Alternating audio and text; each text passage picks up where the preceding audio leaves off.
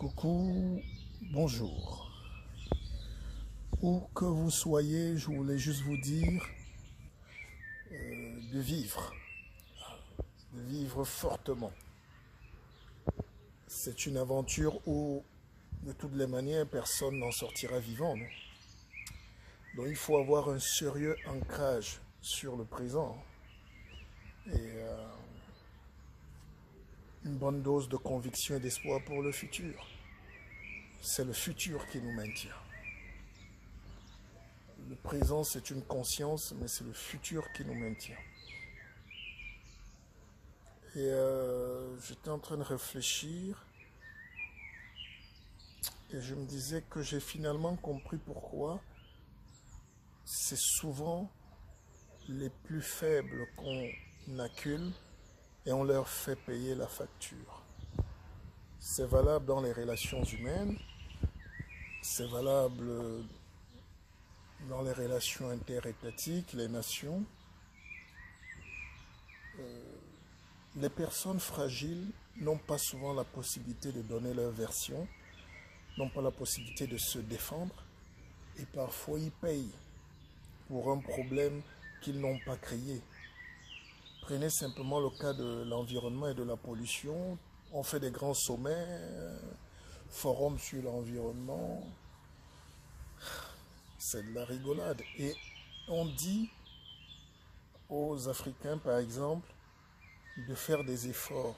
C'est pas eux qui ont le nucléaire, c'est pas eux qui creusent le sol, c'est pas eux qui pillent les forêts, c'est pas eux les multinationales. Ceux qui ont les multinationales et qui rasent tout, tuent les éléphants, détruisent l'écosystème en général, cassent l'espoir de développement dans ces pays-là, ils versent 1%, 0,5% parfois de leurs bénéfices à des ONG pour venir dire que la forêt est détruite. Est-ce que vous comprenez un peu l'hypocrisie? C'est-à-dire, c'est celui qui te tue qui revient dire que mais regardez, je l'amène quand même à l'hôpital, sachant qu'il t'a tué, tu es mort, hein. C'est un poison, il t'a tué. Ça lui donne bonne conscience et il continue à manipuler l'opinion et dans leur pays et dans le reste du monde. Et c'est ces choses-là qui me... Et je me dis qu'il y a une grande injustice quand même dans ce monde. Nous ne vivons pas un monde de droit et de justice. Même le droit, ça n'existe pas. La démocratie, c'est pour permettre au peuple de profiter des bienfaits et des richesses de leur pays. Mais au-delà de la démocratie, il y a des multinationales qui n'ont pas le droit,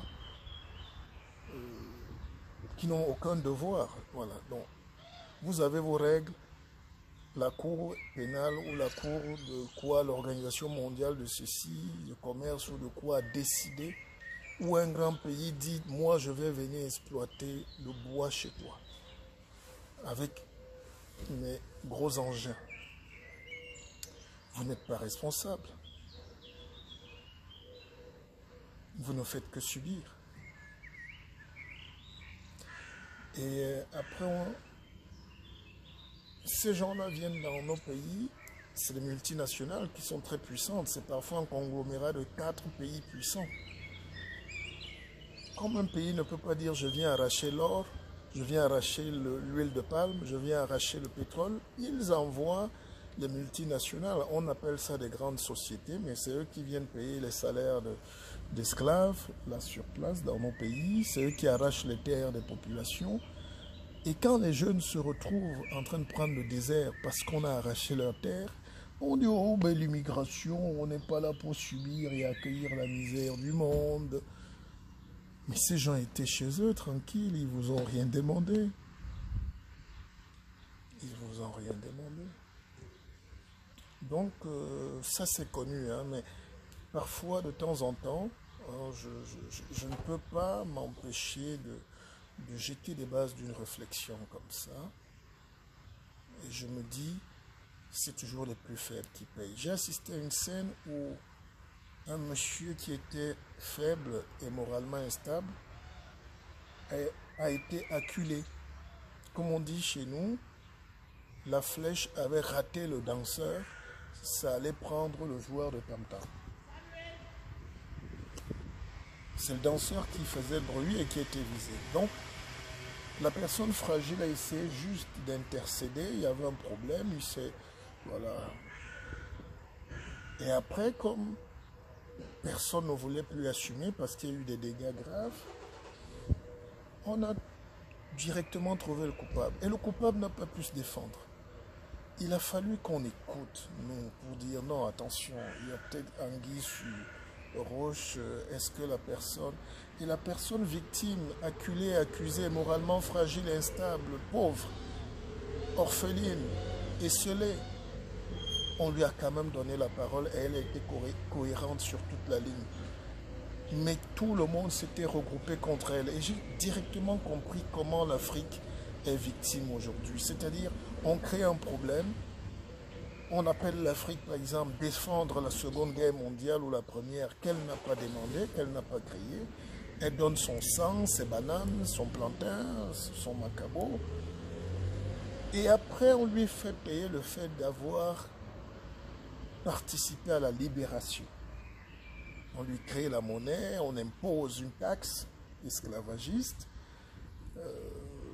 on paye ses matières premières en monnaie de singe pour qu'il n'y ait jamais de développement et on la met sous la coupole du FMI, du FMO, du FMCC, la FAO, tout ça là. Et quand ça ne va pas même, on va jusqu'à former des guerres. Vous savez que la guerre, c'est une économie, ça nourrit bien son homme.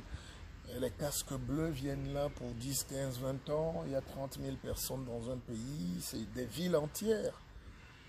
Ça se crée, ça vend les armes, ça vend les plastiques, ça vend des talkie-walkie, ça vend des casques coloniaux, ça vend des préservatifs, ça vend du lait, du riz, il faut de la logistique.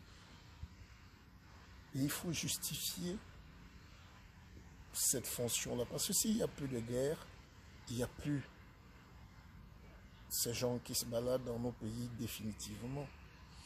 Donc c'est des réflexions peut-être pas poussées, hein. C'est terre à terre pour que tout le monde comprenne, mais c'est comme ça que le monde marche aujourd'hui. Qu'est-ce qu'on peut faire? Qu'est-ce qu'on peut faire?